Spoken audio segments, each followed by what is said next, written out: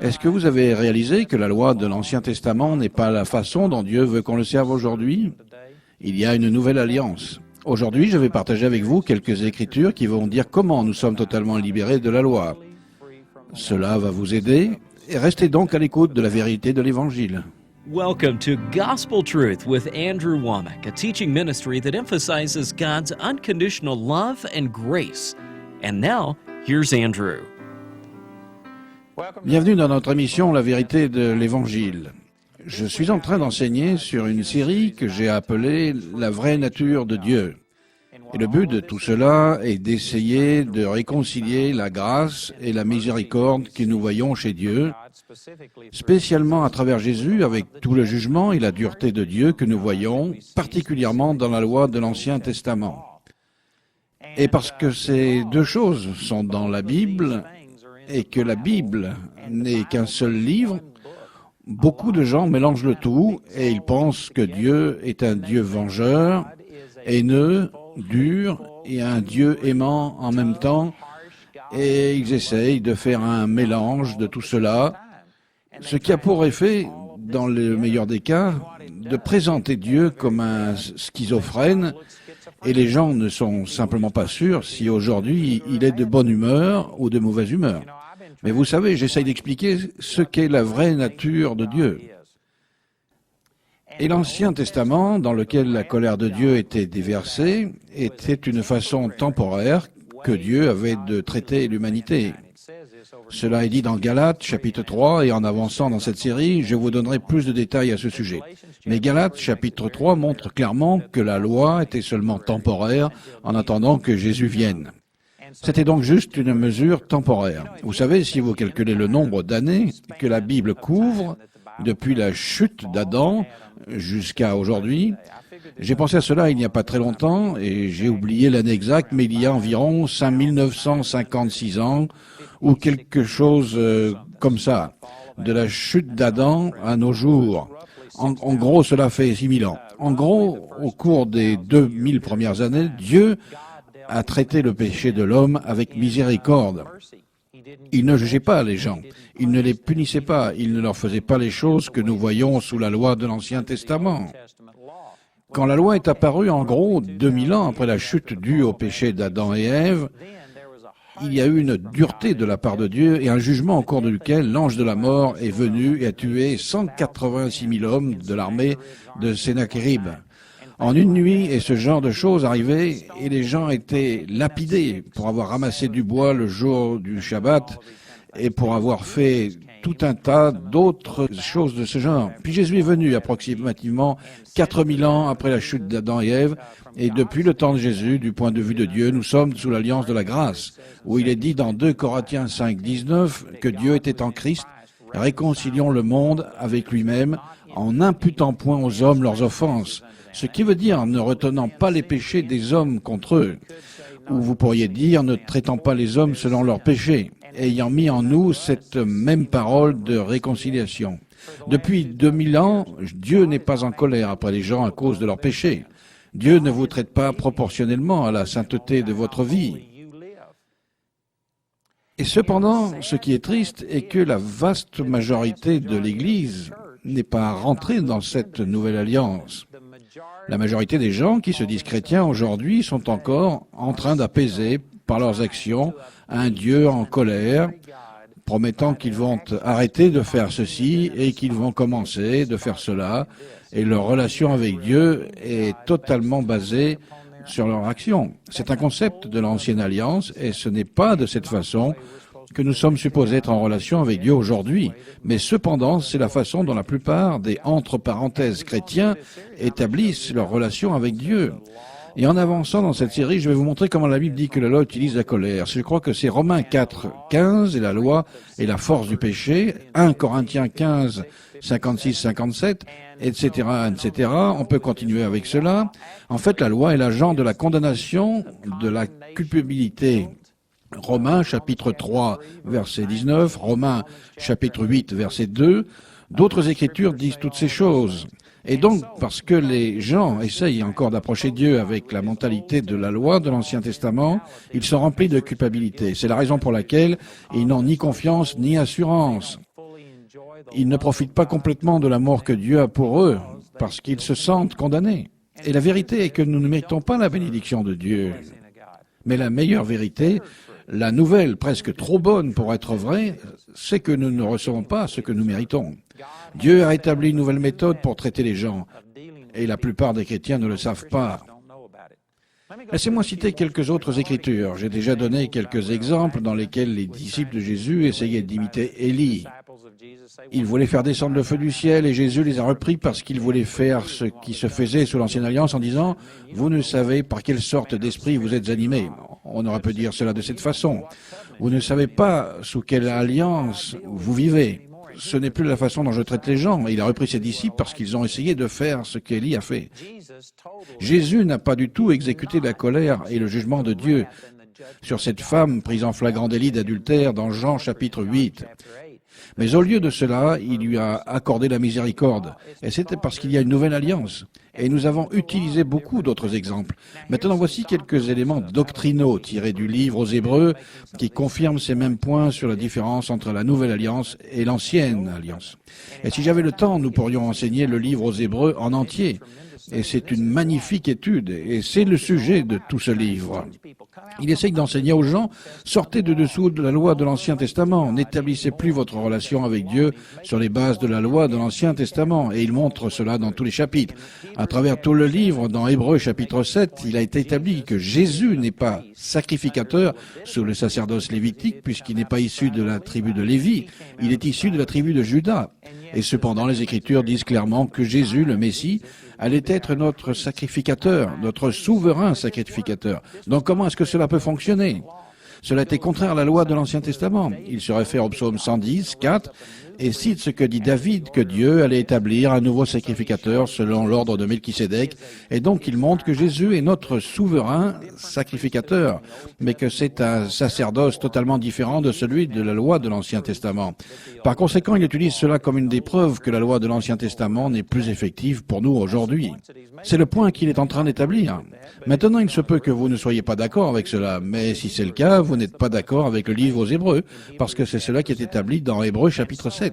Et donc, dans Hébreux chapitre 7, il est dit, au verset 15, « Cela devient plus évident encore quand il paraît un autre sacrificateur à la ressemblance de Melchisédek, institué non d'après la loi d'une ordonnance charnelle, mais selon la puissance d'une vie impérissable, car ce témoignage lui est rendu, tu es sacrificateur pour toujours selon l'ordre de Melchisédek. » Au verset 18, il est dit, il y a ainsi abolition d'une ordonnance antérieure à cause de son impuissance et de son inutilité.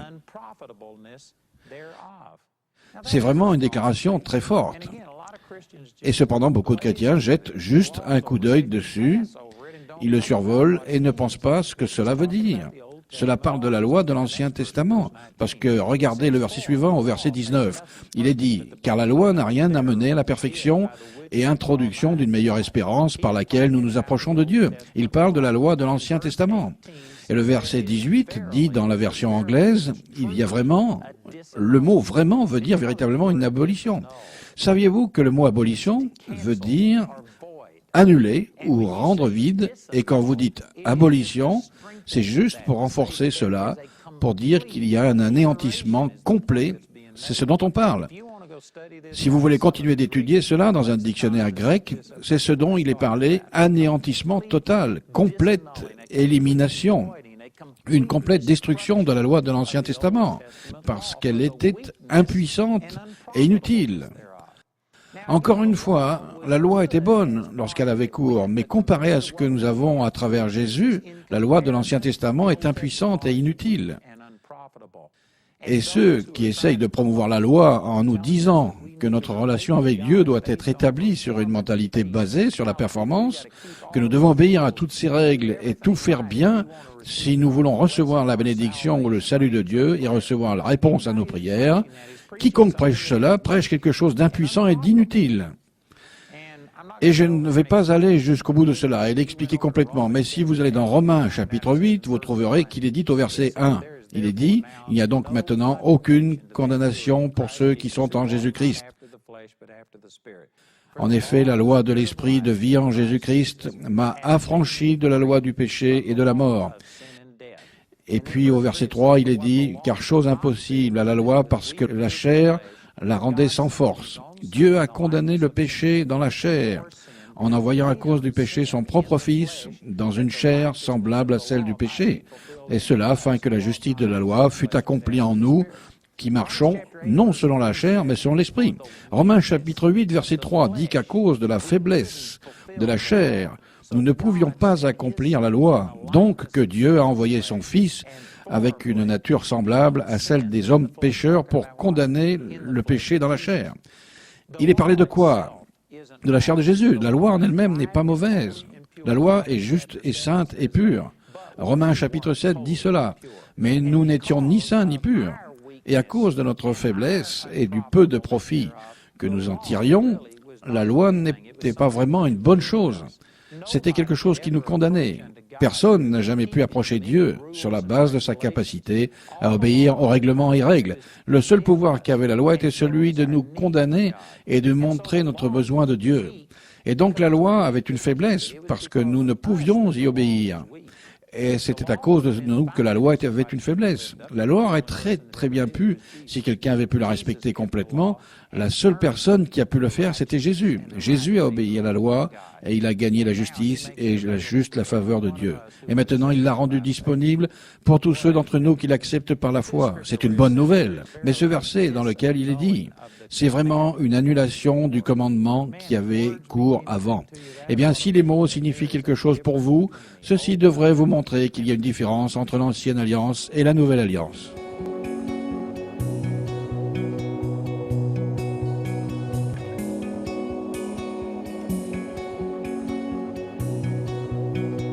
Donc, j'étais en train de partager dans Hébreux chapitre 7, verset 18, où il est dit qu'il y a une complète annulation ou destruction de la loi parce que nous avons quelque chose de mieux.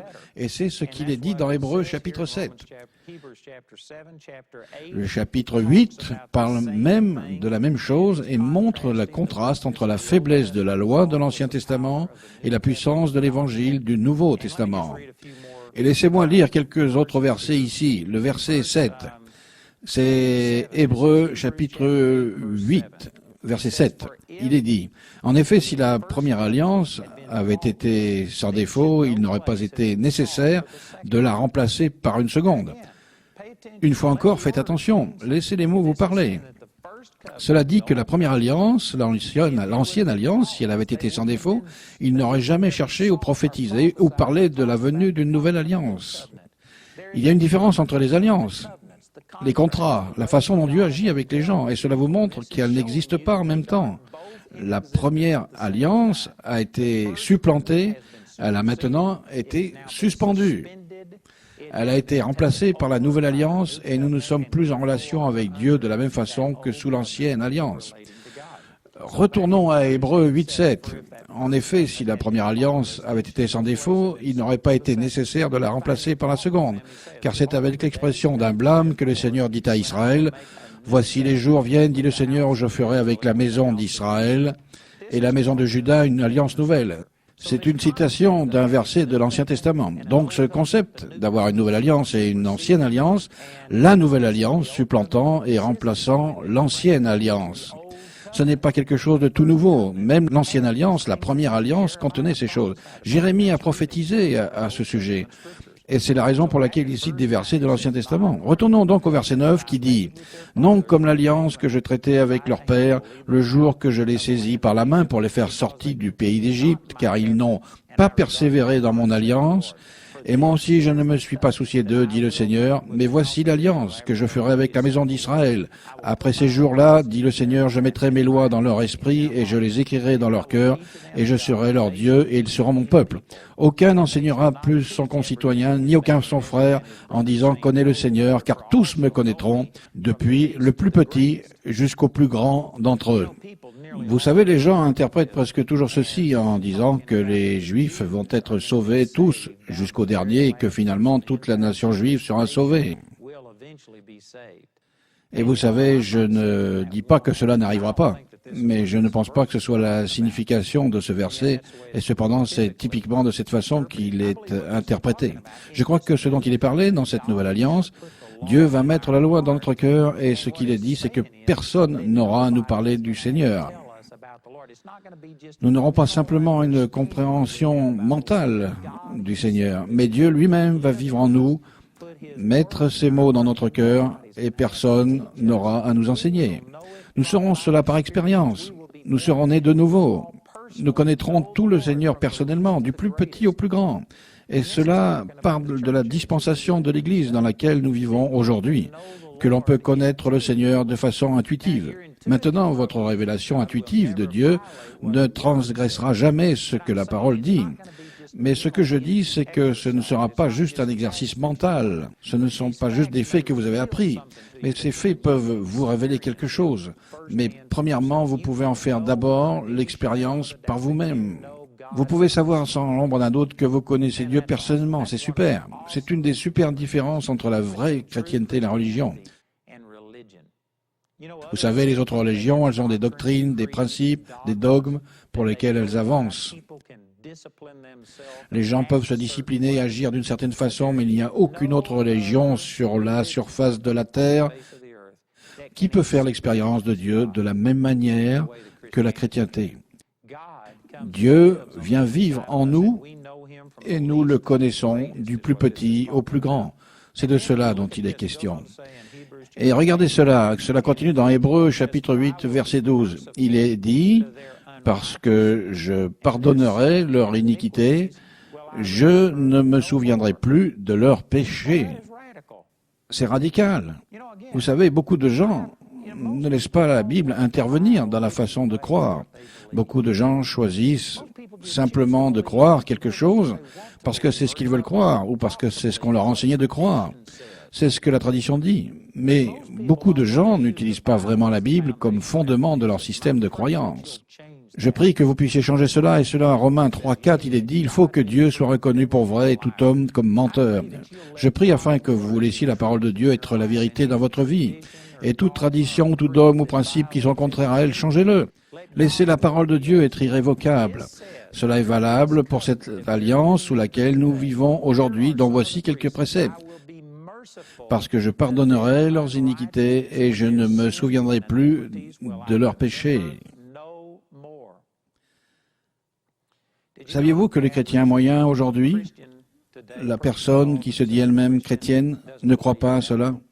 La plupart des gens croient que Dieu leur impute leurs péchés, que Dieu retient leurs péchés contre eux.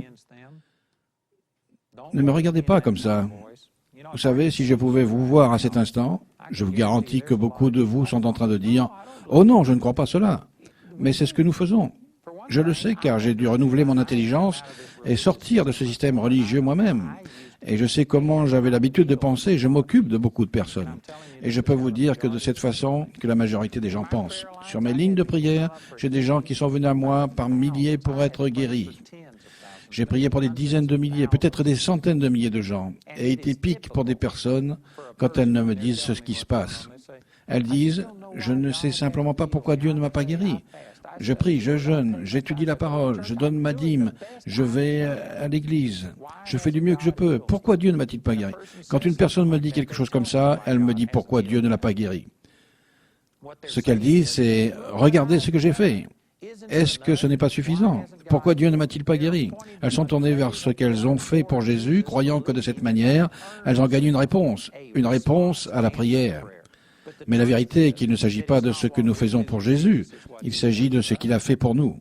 Personne ne vient à moi en me disant « Vous savez que par les meurtrissures de Jésus, je suis guéri, qu'il m'aime et que c'est déjà fait. » Pourquoi est-ce que ça ne se manifeste pas? Ça n'arrive pas très souvent. Mais il arrive tout le temps que des gens me disent ce qu'ils font pour le Seigneur et ils ne comprennent pas ce qui n'a pas marché. Il ne s'agit pas de ce que vous faites pour le Seigneur. Dieu ne répond pas à vos prières en vous donnant ce que vous méritez. Vous devriez être content de cela. Autrement, nous ressemblerions tous à un tas de cendres. Nous serions tous malades. Nous aurions tous des ennuis si Dieu nous donnait ce que l'on méritait. Il est dit que sous la nouvelle alliance, Dieu pardonnera nos fautes et qu'il ne se rappellera plus ni nos péchés ni nos iniquités. Je vous garantis qu'il y a aujourd'hui des systèmes religieux qui retiennent les péchés des gens contre eux et ils ne leur pardonneront jamais cela. Vous allez passer le reste de votre vie à vivre comme un citoyen de deuxième classe, parce que vous avez divorcé, parce que vous avez fait ceci, parce que vous avez fait ceci et encore fait cela. Sous la nouvelle alliance, Dieu va pardonner vos péchés et il ne se souviendra plus de vos iniquités. Hébreux 8, 12. Voilà ce qu'est la nouvelle alliance. Il y a une différence entre la façon dont Dieu traite les péchés sous l'ancienne alliance et la façon dont il traite les péchés sous la nouvelle alliance. Regardez au verset 13. Il dit, en disant une alliance nouvelle, il a déclaré la première ancienne, or ce qui est ancien, ce qui a vieilli est près de disparaître. Cela parle de la loi de l'Ancien Testament. La loi de l'Ancien Testament est cette chose ancienne qui est près de disparaître. Pourquoi est-ce que cela n'a pas disparu? Parce que l'Église la garde en vie et garde les gens sous la loi, et nous dit qu'à moins que nous n'obéissions à tous ses préceptes, à moins que nous fassions ceci, ceci et cela et encore cela, Dieu ne nous bénira pas. Ce n'est pas vrai. Ce n'est pas le message du Nouveau Testament.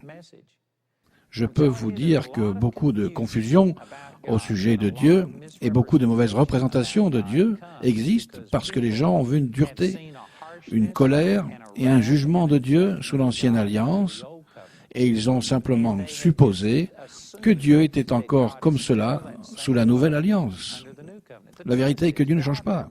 Il est le même hier, aujourd'hui et éternellement. Mais sa façon de nous traiter a changé. Non parce qu'il a changé, il n'a pas changé ou fait une différence dans sa nature. Mais nous avons changé, et Dieu peut maintenant déverser son amour et sa miséricorde sur nous d'une façon qui lui était impossible avant. Vous savez, un des meilleurs exemples que je peux vous donner est la façon dont les parents éduquent leurs enfants. Vos enfants sont jeunes, vous voulez les empêcher de faire ce qui est mal parce que leurs actes ont des conséquences. Vous ne voulez pas qu'ils sortent en courant dans la rue ou qu'ils jouent dans la rue, ils pourraient être tués. Mais ils ne sont pas assez âgés pour comprendre cela. Vous savez qu'ils ne peuvent défier un semi-remorque. Simplement, ils ne comprennent pas cela et alors, que faites-vous? Est-ce que vous essayez juste de les raisonner? Eh bien, c'est comme ça que certaines personnes font. Et c'est la raison pour laquelle leurs enfants sont indisciplinés et sont un vrai désastre. Mais vous savez ce que la Bible dit de faire? Vous leur donnez simplement une fessée. Vous leur donnez une punition. Et même s'il est possible qu'ils ne comprennent pas et qu'ils ne peuvent pas défier un semi-remorque ou un camion, vous savez quoi? Ils comprennent, si je sors dans la rue, je vais recevoir une fessée. Et vous pouvez faire en sorte qu'ils résistent au mal, non pas parce qu'ils comprennent vraiment ce qu'il y a derrière, mais parce qu'ils ont peur de la punition. D'une certaine façon, c'est ce que Dieu a fait dans l'Ancien Testament. Il dit, sortez, ramassez du bois le jour du Shabbat, et je vous tue, je vous lapide. Et vous savez ce que cela avait comme effet? Les gens ne comprenaient pas vraiment ce qui se passait, mais cela leur causait une telle peur à l'intérieur que ça les empêchait de sortir et de céder au péché. Cela donnait au moins d'accès à Satan dans leur vie, et cela avait donc un effet positif. Mais vous ne voulez pas que vos enfants fassent ce qui est bien uniquement parce qu'ils ont peur de la fessée. Qu'est-ce qui se passe quand ils grandissent? Qu'est-ce qui se passe quand vous avez 50 ans? Est-ce que vous allez continuer à faire ce qui est bien seulement si vous avez peur que quelqu'un vous donne un fessée? Non, c'était seulement une façon temporaire de régler les choses, jusqu'à ce que vous puissiez vraiment leur expliquer les choses nécessaires.